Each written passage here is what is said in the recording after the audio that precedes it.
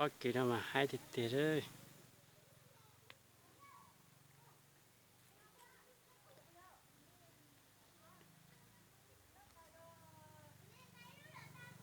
Ô nè có kỳ nào nè dễ dễ thái thà rồi.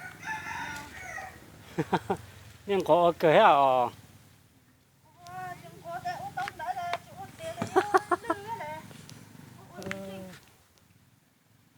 Giờ bên là bên là.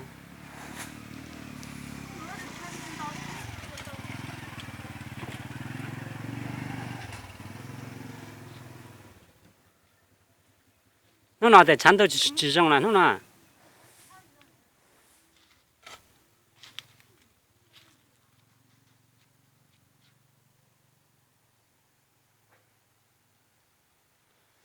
Có kỳ mà đào cần đã gặt đã ong cao kinh rồi. Ở chỗ thì mà có kỳ ta.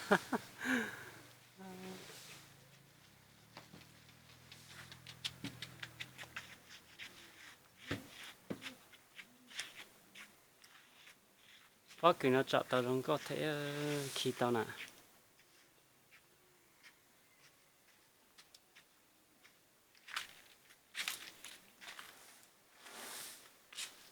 Ô có kỳ này tên gan đây thì tiếc. Nên có lúc chế của tao nữa.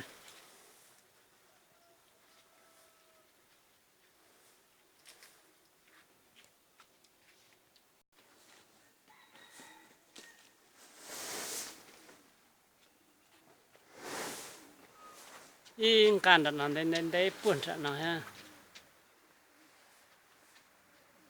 Mấy chúng lại tới đây cả. Ôi giờ trong quá nó cả.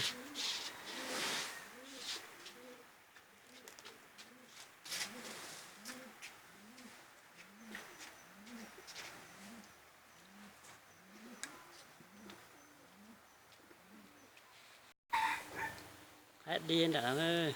Cái chỗ này. Hết đi. Cái chỗ này là cá gì?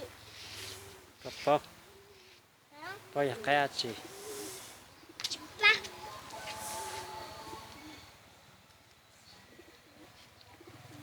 Nhưng mà cho tao cát của tao.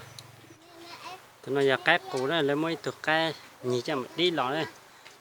Cờ là cờ nó còn tọt cờ đó chỉ giả tự đây.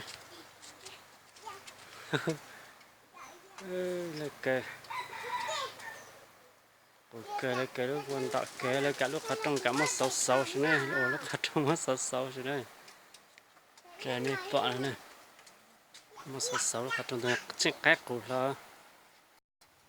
Cái nào chỉ dùng thì dùng thôi đấy, có dùng đạn đấy, chẳng xuyên sợ đấy,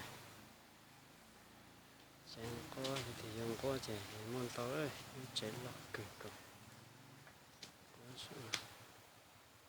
một xì một chua.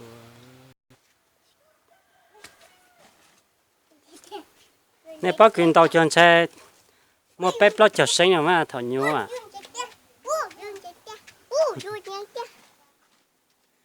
Cho nên xem mà ấp nó khó rồi cái đây thì máy là món tàu cái đây cho nên tàu bắt cứu nè cái tụi có tay hết sen gì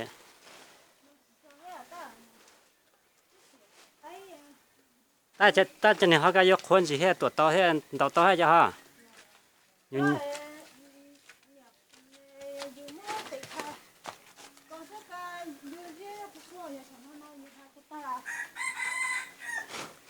cho mua cho mình mua tẹt coi kìa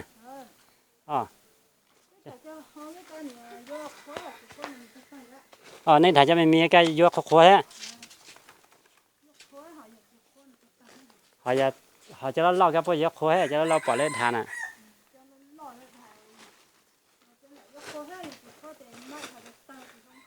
giờ đây cho nên bữa nay mua lúc này có thể thà xí rồi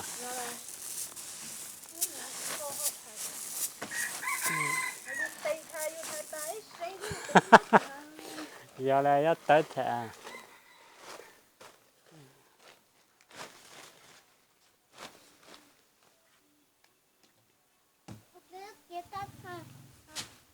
ô thì thứ mất gì cắt thôi con nó hả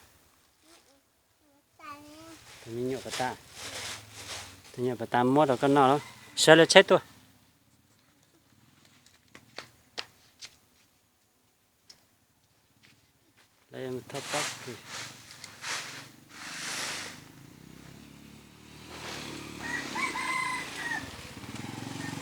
hai bác cửa à mình chơi nhớ là tao ra mình chơi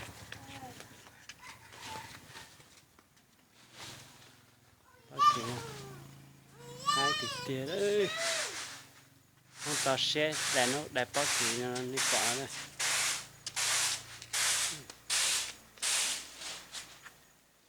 nó xưa nhìn chỉ là tài nhá một chế chế một chế